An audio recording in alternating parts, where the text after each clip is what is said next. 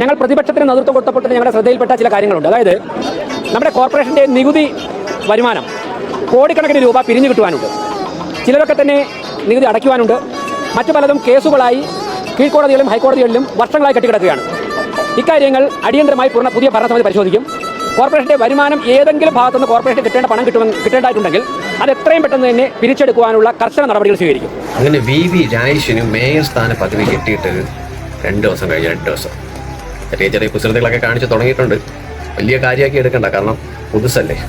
എനിക്ക് പറയാനുള്ളത്, എൻ്റെ പൊന്നു രാജേഷേ, അല്ല എൻ്റെ പൊന്നു മേയറെ, ആവേശവും ആജ്ഞാപിക്കലൊക്കെ നല്ലത് തന്നെയാണ്. പക്ഷേ അതൊരു പ്രതികാരം വീട്ടാൻ വേണ്ടിയിട്ടാവരുത്.